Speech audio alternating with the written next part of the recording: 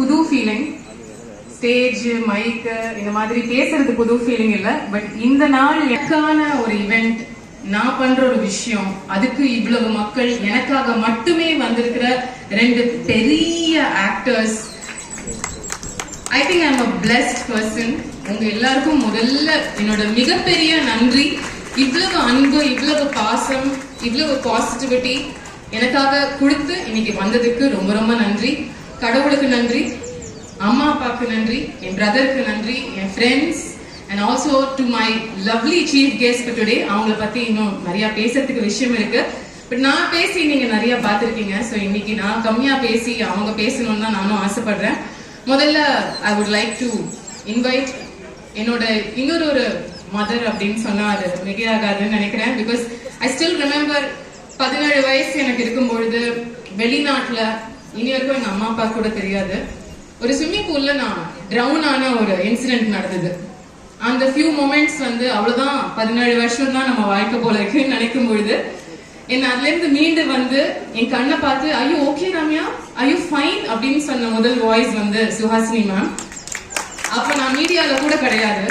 அப்பல இருந்து இருந்த அந்த டிராவல் இனி வரைக்கும் இன்னும் டீப்பா, ஸ்ட்ராங்கா, அந்த பாண்டேஜ் டைட்டா தான் இருக்கு. எனிதிங் அண்ட் எவ்ரிதிங் அவங்க எனக்கு இருப்பாங்க. என்னோட ஃபர்ஸ்ட் மெமரிஸ் எல்லாத்துலயுமே Suhasini ma'am has been there for me. ஒரு 19 வயசுல பாம்பேல தனியா டிராவல் பண்ணி ஒரு ஆக்ட் ஃபிலிம் ஷூட் எனக்கும் சுஹாசினி மேம்க்கும் இருந்தது. அவுட் ஆஃப் தி வே அவங்க எனக்கு கால் பண்ணி தனியா வரியா, யார் கூட வர, விச் ஃபிளைட். அப்போ என் கூட அவங்க என்ன பத்திரமா பாத்துக்கணுங்கிறதுக்காக நாங்க 2 பேரும் ஒரே ரூம் ஒரு 7 ஸ்டார் ஹோட்டல்ல ஷேர் பண்ணோம். மேமோட நான் தங்கினேன். அந்த லெவலுக்கு ஒரு அன்கண்டிஷனல் லவ். இப்ப கூட இந்த புக் லான்ச்க்கு மேம் நீங்க வர முடியுமா அப்படின்னு சொல்லும் போது, can you please take me for granted, why you being so formal to me அப்படின்னு சொன்னாங்க என்கிட்ட. so I love her so much. and அப்படியே ஒரு full circle இன்னைக்கு முடிகிற மாதிரி இருக்கு சுஹாசினி மேம் வந்ததுக்கு. I have so much to say, but ma'am தான் என்னோட புக்கையும் என்டோர்ஸ் பண்ணாங்க. இந்த புக்கோடைய ஸ்டாப் வெயிட்டிங் உடைய ஃபர்ஸ்ட் கவர்ல அவங்களோட என்டோர்ஸ்மெண்ட் தான் இருக்கு. அதுவும் ஒரு டெட்லைன் கொடுத்து நான் மேம் நீங்க ஒரு வாரத்துல படிச்சு எனக்காக ஒரு என்டோர்ஸ்மெண்ட் எழுத முடியுமா அப்படின்னு சொல்லும் போது, அப்பவே இருந்த டைம் அவங்களுக்கு கண்ணுல ஒரு இன்ஃபெக்ஷன், அதை மீறி அந்த கண்ணு வலியோட எனக்காக படிச்சு ஒரு என்டோர்ஸ்மெண்ட் எழுதி கொடுத்து, இதெல்லாம் யார் பண்ணுவாங்க? I think I am truly blessed. இந்த மாதிரி குட் சோல்ஸ் என் கூட இருக்கிறதுக்கு லைஃப்ல. So thank you so much ma'am. And I invite Suhasini ma'am now. நமஸ்காரங்கள் பிரதருக்கும் என்னுடைய hello Ramya, hello Karthi, and இங்க இருக்கிற பிரஸ் எல்லாருக்கும், புக் லவர்ஸ், வாசிப்பவர்கள் எல்லாருக்கும் என்னுடைய நன்றி அண்ட் வணக்கங்கள். புக் ஃபேர் அப்படின்னாலே ஒரு அற்புதமான ஒரு சொர்க்கமான ஒரு பூமி. ஸ்கூல் படிக்கும் போதும் காலேஜ் படிக்கும் போதும் நிறைய இங்க வருவோம். எங்க அப்பாவோட, எங்க அக்காவோட, எங்க சித்தப்பாவை கூட வந்திருக்கோம். இப்ப எல்லாம் கொஞ்சம் அந்த மீடியா, கொஞ்சம் சோசியல் மீடியா பெருசானதுனால, இந்த செல்ஃபின்ற ஒரு கேமரா வந்ததுனால புக் ஃபேருக்குலாம் வர முடியாம போச்சு. அதனால எங்களை மாதிரி இருக்கிறவங்க, செல்ஃபியோட அந்த சிறையில மாட்டிக்கிட்டவங்களுக்கு நாங்கெல்லாம் ரொம்ப அன்லக்கின்னு நினைக்கிறேன். நீங்கெல்லாம் இந்த புக் ஃபேரை நல்லா உபயோகப்படுத்திக்கணும். எனக்கு ரம்யா சொல்லும் போது நிறைய விஷயங்கள், எனக்கு மறந்து போற விஷயங்கள் எனக்கு ஞாபகப்படுத்தினாங்க. இதெல்லாம் வாழ்க்கையில சகஜமா நடக்கிற விஷயங்கள். ஒரு மனிதன், ஒரு மனிதி இன்னொருத்தருக்கு எப்படி இருக்கணும் அப்படிங்கறத நம்ம அப்பா அம்மா சொல்லி கொடுத்த மாதிரி நம்ம நடந்திருக்கோம், அவ்வளவுதானே தவிர இதெல்லாம் நம்ம வாழ்க்கையில ஒரு பேஜ் புரட்டிக்கிட்டே போகணும். இது பெரிய ஹைலைட் எல்லாம் சொல்லவே கூடாது ரம்யா, அப்படிதான் நினைக்கிறேன். ஒரே ஒரு விஷயம் சொல்ல ஆசைப்படுறேன் ரம்யா. எனக்கு ஒரு 11 வயசு இருக்கும்போது எங்க அம்மா ரொம்ப கவலைப்பட்டாங்க. ஏன்னா எனக்கு எண்ணி 2-3 ஃப்ரெண்ட்ஸ் தான் வீட்டுக்கு வருவாங்க.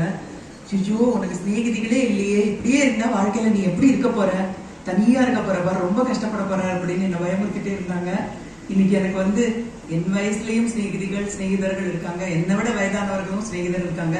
என்னுடைய மகள் வயசுல இருக்கிற ரம்யாவும் சிநேகிதியா இருக்கிறத பார்க்கும்போது எங்க அம்மாவோட கனவு நிறைவாயிடுச்சு அப்படின்னு தான் நான் சொல்லணும். மனிதர்களை நம்ம வாழ்க்கையில அப்பப்போ அப்படி உதிர்த்துட்டு வரக்கூடாது. நம்ம இந்த அவசர யுகத்துல மனிதர்களை உதிர்த்துட்டே வரோம். அதோட நான் யார்கிட்டையும் அதிகமா பேச மாட்டேன், தனியா தான் இருப்பேன் அப்படிங்கறத பெருமையால நினைக்காதீங்க. ஏன்னா நான் படிச்சிருக்கேன், படிச்சது என்னன்னா, ஒரு பூகம்பம், அதாவது எர்த்குவேக் வரும்போது ஃபர்ஸ்ட் மாட்டிக்கிட்டு நிறைய அடிபடுறவங்க இன்ட்ரோவர்ட்ஸ், அது யார் கூடயும் பேசாம தனியா இருக்கிறவங்க தான் ஒரு பூகம்பத்துல கூட தனியா மாட்டிக்குவாங்க. எல்லாத்தையும் கலகலன்னு பேசுறவங்க ஃபர்ஸ்ட் வெளியில அவங்க தப்பிச்சுட்டு மத்தவங்களையும் தப்பிக்க வைப்பாங்கன்றாங்க. அதனால இந்த உலகத்துல நம்ம எல்லாம் இருக்கோம், இங்க பூகம்பமும் இருக்கும், வெள்ளமும் இருக்கும். அப்ப நம்மளை காப்பாத்துறது நம்மளை சுத்தி இருக்கிற நம்முடைய சிநேகிதர்களும் நமக்கு தெரிந்தவர்கள் தான். அதனால இன்னைக்கு எல்லாரும் ஒரு முடிவு எடுத்துக்கோங்க. இன்னைக்குல இருந்து அடுத்த வருஷத்துக்குள்ள புதுசா எனக்கு 10 ஃப்ரெண்டு வருவாங்க. அவங்க என்னோட வாழ்க்கையோட கடைசி வரைக்கும் வருவாங்கன்னு. அப்படிப்பட்ட ஒரு ஃப்ரெண்டு தான் ரம்யா. ரம்யா எல்லாம் வந்து ரொம்ப புத்திசாலி பெண், ரொம்ப ஆக்கப்பூர்வமான ஒரு பெண், டயத்தை வேஸ்ட் பண்ற பெண்ணே கிடையாது. அவங்க கூட பேசிட்டு இருந்தா ஏதாவது பாசிட்டிவா இல்ல ஏதாவது செய்யணும் அப்படின்ற மாதிரி தான் எனக்கு தோணும். எப்பவுமே நம்ம கரியர்ல நம்ம வாழ்க்கையில நம்ம முன்னுக்கு வருது வேற, நம்ம பர்சனல் வாழ்க்கையில நம்ம இருக்கிறது அதெல்லாம் வேற. எல்லாருக்கும் உபயோகப்படுற மாதிரி ஒண்ணு செய்யணும் அப்படிங்கிறது வந்து, அதாவது அவங்களோட ஒரு தனி பர்சனோட ஒரு இண்டிவிஜுவல் பர்சனோட எஃபர்ட்ங்கிறது வந்து புஸ்தகம் வழியாக எழுத்துக்கள் வழியாக தான் வரணும். ரொம்ப சந்தோஷமா இருக்கு எனக்கு வந்து ரம்யா எத்தனை நாள் சாதிச்சதெல்லாம் விட இப்ப எழுதி சாதிச்சிருக்கிறது தான் வந்து மிகப்பெரிய சாதனை அப்படின்னு நினைக்கிறேன். அது மட்டும் இல்ல, எல்லாரும் அட்வைஸ் பண்றவங்க எல்லாம் கடந்து வந்து அந்த மாதிரி பிரச்சனை எல்லாம் தனக்கு வந்து வரவே வராது. ஏன்னா நான் வந்து அப்படிப்பட்ட நல்லவன் வல்லவன் சொல்லிட்டு தான் புக்கெல்லாம் எழுதுறாங்க இந்த செல்ஃப் ஹெல்ப் குரூப்ல, செல்ஃப் ஹெல்ப் புக்ஸ்ல எல்லாம். பட் இவங்க எத்தனை தடவை ஃபெயில் ஆயிருக்காங்க, எத்தனை தடவை அது சரியா வரல அப்படிங்கறத எழுதும் போது அதை வாசிக்கிறவங்களுக்கு ஆஹா இது நம்மள மாதிரி இருக்கே, நம்மளை தாண்டி மேலே எங்க இருந்தோ வந்து நமக்கு அட்வைஸ் கொடுக்குற மாதிரி இல்லையே, நமக்குள்ள ஒருத்தர் மாதிரி இருக்கே அப்படிங்கிற ஒரு உணர்ச்சி தான் எனக்கு அவங்களோட புஸ்தகத்தை படிக்கும் போது தோணுச்சு. தமிழ்லயே நீங்க இதை எழுதணும் அப்படிங்கிறது என்னுடைய ஆசை. ஏன்னா தமிழ்ல படிக்கிறவங்க எல்லாம் வெயிட்டை குறைக்க வேண்டாமா, இங்கிலீஷ் படிக்க தெரிஞ்சாதான் வெயிட்டை குறைக்கணுமா? ஸோ அதனால தமிழ்லயே நீங்க எழுதணும் அப்படிங்கிறது என்னுடைய ஆசை. முடிஞ்சா என்கிட்ட கொடுங்க, நான் வந்து டிரான்ஸ்லேட் பண்ணி தரேன் உங்களுக்கு. தமிழ்ல படிக்கணும், தமிழ்ல எழுதணும். இங்கிலீஷும் ரொம்ப முக்கியம், ஏன்னா எல்லாரோடையும் கம்யூனிகேட் பண்றதுக்கு இங்கிலீஷும் வேணும். எல்லாரும் அதிகமா தமிழ்ல எழுதணும், படிக்கணும், வாசிக்கணும், தமிழ் புஸ்தகங்களை ஊக்குவிக்கணும் அப்படிங்கிறது என்னுடைய ஆசை. கார்த்தி பார்க்கறதுல ரொம்ப சந்தோஷம். கார்த்திலாம் பெரிய ஸ்டார் தான், ஆனாலும் நல்ல ஒரு மனிதனா, ஒரு நல்ல வாலிபனா தான் எனக்கு வர தெரியும். ஏன்னா apple doesn't fall far from the tree சொல்லுவாங்க. அதனால சிவகுமார் சார் கிட்ட இருந்த நல்ல அந்த படிப்பு, அந்த பண்பு, மற்றவங்களை எங்களெல்லாம் வந்து உயர்த்தி விட்டுருக்காரு. எங்களுக்கெல்லாம் வந்து நடிப்பு சொல்லிக் கொடுப்பாரு, எப்படி இண்டஸ்ட்ரியில இருக்கணும் அப்படிங்கிறது சொல்லிக் கொடுப்பாரு. அவரோட நான் 2-3 படத்துல தான் நடிச்சிருக்கேன். ஆனா அவர் கூட நடிச்சதுனால தான் எனக்கு விருது கிடைச்சதுன்னு கூட சொல்லலாம். ஏன்னா அவ்வளவு பாசிட்டிவான ஒரு பர்சன். ஸோ அவருடைய மகன் கார்த்தி வந்து இன்னும் பெரிய வேகத்துல மிகப்பெரிய ஸ்டாரா இருக்கிறதுக்கு காரணம் அவரோட உழைப்பு பிளஸ் அவருடைய நல்ல மனது. அகரம்ங்கிற ஃபவுண்டேஷன் அவரும் அவர் அண்ணனும் சேர்ந்து நடத்துறாங்க. சில சமயம் எங்க ஹால்ல கூட, நான் ஃபவுண்டேஷன் ஹால்ல கூட நடக்கும். நான் கேள்விப்பட்டிருக்கேன் எவ்வளவு சீரியஸா அவர் வந்து நிச்சயமா இந்த சொசைட்டிக்கு ஏதாவது ஒண்ணு செய்யணும், ஏதாவது ஒரு மாற்றங்களை கொண்டு வரணும்னு நினைக்கிறாங்க. கார்த்தி மாதிரி நிறைய பேர் இருக்கணும். ஸ்டாரா கார்த்தி மாதிரி ஒரு 4-5 பேர் இருந்தா போதும். ஆனா கார்த்தி மாதிரி மனிதனா ஒரு 10,000-20,000 பேர் க்ளோன் கொண்டு வரணும் அப்படிங்கிறது என்னுடைய ஆசை. இந்த புஸ்தகத்தை வெளியிடுறதுல ரொம்ப ரொம்ப ரொம்ப சந்தோஷம். இதை படிச்ச முதல் பர்சன் நானா தான் இருக்கும்னு நினைக்கிறேன். மறுபடியும் சொல்றேன், நம்ம மனசுக்குள்ள இருந்து எழுதின ஒரு புஸ்தகம் மாதிரி இருக்கே தவிர நம்ம மூளையில இருந்து எழுதின மாதிரி இல்லை. உணர்ச்சி பூர்வமா கரெக்டா மற்றவங்க எல்லாருக்கும் புரியுற மாதிரி ரொம்ப பிராக்டிக்கலா இதை உபயோகிக்கிற மாதிரி இந்த ஒரு புஸ்தகத்தை எழுதியிருக்காங்க. எனக்கு கூட ஒரு காப்பி வேணும், நான் இன்னைக்கு வாங்கிக்கிறேன். நான் வந்து டிஜிட்டல் காப்பி தானே படிச்சேன் சார். கையில வச்சு அந்த பேப்பரை தடவி மோந்து பார்த்து அதை தள்ளி வச்சு கிட்ட வச்சு அணைச்சிக்கிட்டு அப்படி படிச்சாதான் புஸ்தகம். அது இல்லாம சும்மா கிண்டல் எப்படி எப்படி பண்ணா சரி வராது. அதனால எனக்கும் ஒரு ஒரு ஒரு புக்கு நீங்க கொடுக்கணும். அதை வந்து நான் பணம் கொடுத்து வாங்கிக்கணும் அப்படிங்கிறது என்னுடைய ஆசை. ஸோ கார்த்தி பேசினதுக்கு அப்புறமா நான் அந்த புஸ்தகத்தை உங்ககிட்ட இருந்து வாங்கிக்கிறேன். இதே மாதிரி எல்லாரும் வாங்கணுங்கிறது என்னுடைய ஆசை.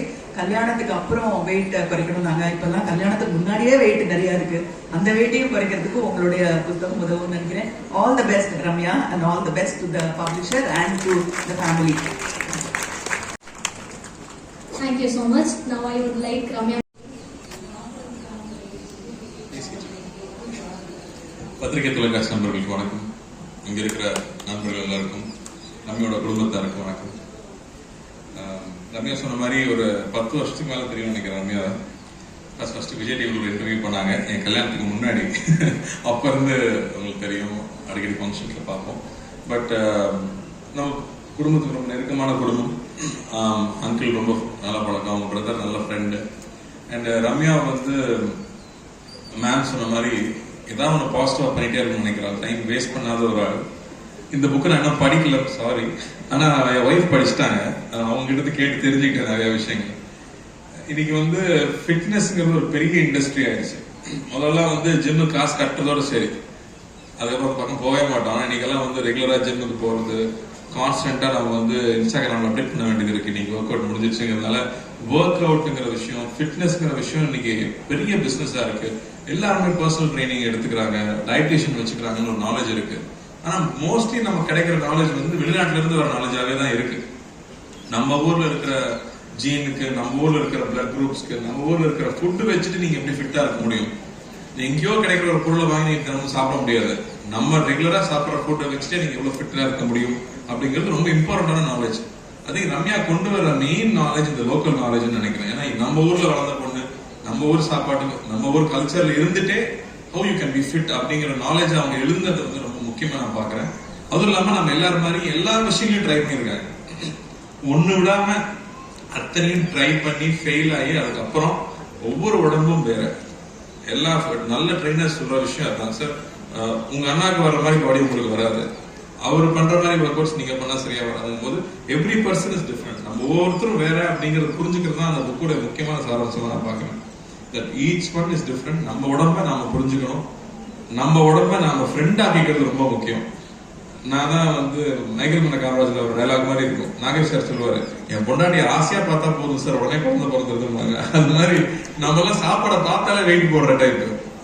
அப்படி இருக்கும்போது அந்த மாதிரி வந்து அவங்க பாஸ் பண்ண மென்டல் அண்ட் பிசிக்கல் ட்ராமா, அது வெயிட் ஓவரா இருக்கும் போது சின்ன வயசுல கிண்டல் பண்ணிட்டே இருப்பாங்க, பாக்குறவங்களும் அதுதான் சொல்லுவாங்க.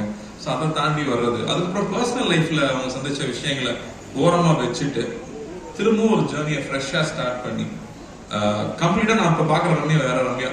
அந்த ஒரு 5 இயர்ஸ்ல வந்து ஒரு அயன் லேடின்னு சொல்ற மாதிரி வெயிட் லிஃப்டிங் எவ்வளவு முக்கியம். வாக்கிங் போனா போதும்னு நம்ம நினைக்கிறோம், அது வாக்கிங் மட்டும் பத்தாது. வெயிட் லிஃப்டிங் வந்து முக்கியமா விமென்க்கு ரொம்ப ரொம்ப அவசியம்.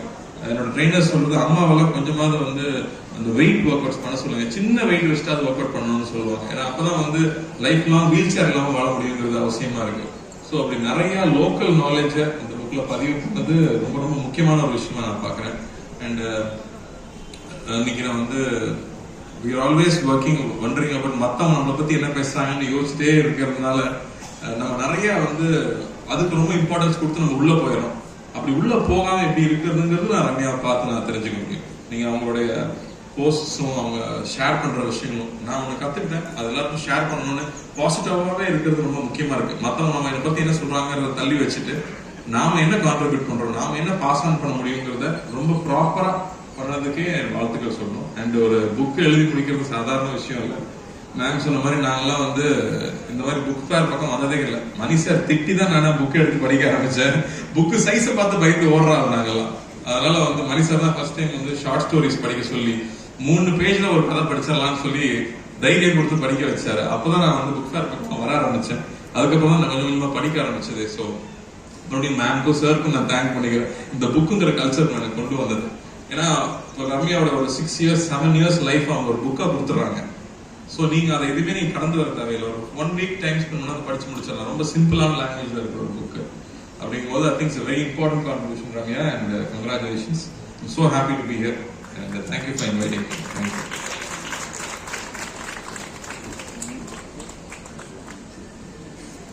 I would like Ramya ma'am to again felicitate our guest.